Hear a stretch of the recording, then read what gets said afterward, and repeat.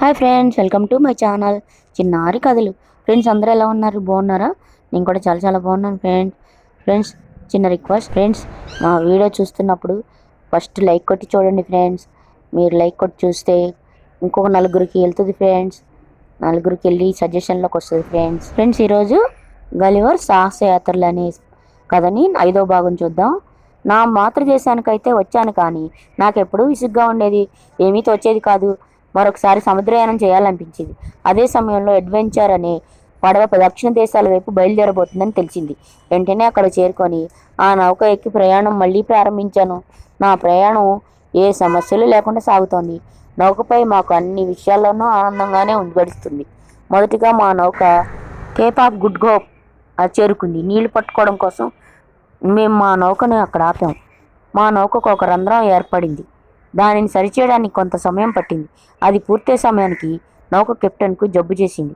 ఇక మళ్ళీ మా ప్రయాణం మొదలుపెట్టడానికి చాలా కాలం పట్టింది. మెడాగాస్కర్ దగ్గర నీళ్ల కోసం ఆగాం. నౌక దివిలో నీళ్ల కోసం అన్వేషిస్తూ ఉన్నాం. ఆ దివిలో నేను ఒక ప్రత్యేక మార్గంలో వెళ్ళాను. ఆ దారిలో నాకు ఒక ఖజానాబాబు కనిపించాడు. అతను ఒక చర్చి టవర్ అంత పొడవు ఉన్నాడు. అతని చూడటంతోనే నేను భయపడిపోయాను. అతని కంఠం ఉరుములా ఉంది. ఆ భయంతో నేను ఒక మూల నక్కి కూర్చున్నాను. అతను ఒక కేక పెట్టాడు. ఆ కేకకి అక్కడికి 7 వ్యక్తులు పరిగెత్తుకుంటూ వచ్చారు. వాళ్ళు కూడా అతనిలాగే గంభీరంగా ఉన్నారు. వాళ్ళలో ఒకడు నన్ను చూచి చేతుల్లోకి తీసుకున్నాడు. మిగతా వాళ్ళు నన్ను ఒక కీటకాన్ని చూసినట్టు తీక్షణంగా చూస్తున్నారు. అతని చేతిలో నేను భయంతో వణికిపోతూ ఉన్నాను. నా బాధను అర్థం చేసుకున్న అతను నన్ను తన జోబులో పెట్టుకున్నాడు. నా కదలికలు అతనికి ఆనందాన్ని ఇస్తున్నాయి. నన్ను తన నాయకుడికి చూపేందుకు అతని దగ్గరికి నడిచాడు. ఆ వ్యక్తి నన్ను తన యజమానికి అప్పచెప్పాడు. ఆ యజమాని నన్ను ఒక కర్రపై నిలబెట్టి నాతో ఆడుకోవడం మొదలుపెట్టాడు. ఆ తర్వాత నేల మీద పెట్టగానే నేను నడవటం మొదలుపెట్టాను. నా నడక చూసి అక్కడ ఉన్న వాళ్ళందరూ నవ్వుతూ ఉన్నారు. నా టోపీ తొలగించి అతని యజమానికి నమస్కరించాను. అతడు తన చేతిగుడ్డను నేలపై పరిచి నన్ను దానిపై నిలబడమని అడిగాడు. నేను ఆ విధంగా నిలబడ్డాను. నన్ను ఆ జోబుగుడ్డలో మడిచి అతని ఇంటికి తీసుకుపోయాడు. అక్కడ నన్ను అతని భార్యకు చూపించాడు. అతని భార్య విపరీతమైన ఆనందం వేసింది.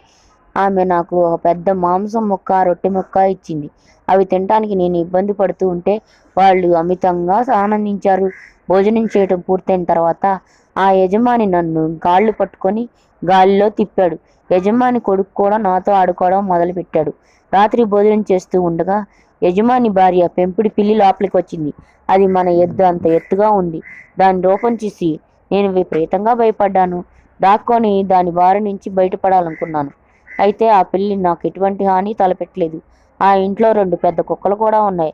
అవి పెద్ద ఏనుగుల్లా ఉన్నాయి. మేము భోజనం చేస్తూ ఉన్న దగ్గరకు ఒక ముసలామె ఒక చిన్న పిల్లవాడిని తీసుకొచ్చింది. ఆ పిల్లవాడు నన్ను ఆట బొమ్మ అనుకొని నాతో ఆడుకోవడం మొదలుపెట్టాడు. ముందుగా నన్ను తన నోట్లో పెట్టుకున్నాడు. ఆ తర్వాత నన్ను జార విడిచాడు. నేను కింద పడిపోతూ ఉన్నప్పుడు వాళ్ళ అమ్మ నన్ను కింద పడిపోకుండా పట్టుకుంది. ఆమె పట్టుకోకపోతే నేను చచ్చిపోయి ఉండేవాడిని.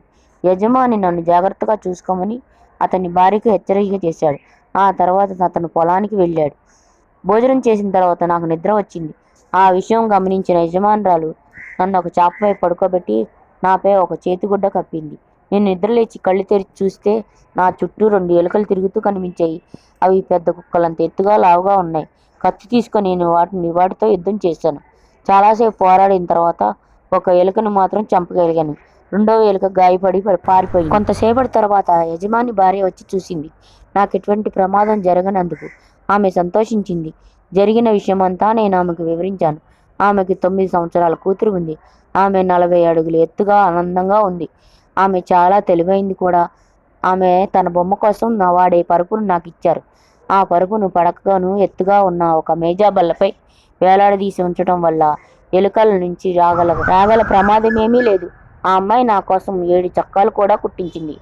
ఆమె వాటిని ఉతికేది. ఆమె నాకు తన భాషను కూడా నేర్పించింది. నాకు అవసరమైన వస్తువుల్ని నేను ఆమెతో ఆ భాషలోనే అడిగి తీసుకునేవాడిని. మా ఇద్దరి మధ్య మంచి స్నేహం ఏర్పడింది. ఆ దేశ ప్రజలు నేను ఒక వింత వస్తువునని భావించారు. యజమాని స్నేహితుడు అప్పుడు నన్ను ప్రదర్శనలో ఉంచి ప్రదర్శించడం ద్వారా డబ్బు సంపాదించవచ్చని యజమానికి సలహానిచ్చాడు.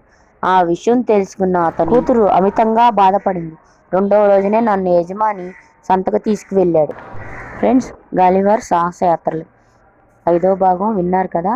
6వ భాగం రేపు చెప్పుకుందాం ఫ్రెండ్స్. ఫ్రెండ్స్ మా కథ నచ్చినట్టయితే ప్లీజ్ ఒక లైక్ చేయండి. లైక్ చేసి చూడండి ఫ్రెండ్స్. లైక్ చేస్తే కొంచెం మా ఛానల్ గ్రోత్ అవుతుంది ఫ్రెండ్స్. నలుగురిలోకి సజెషన్లోకి వెళ్తుంది ఫ్రెండ్స్.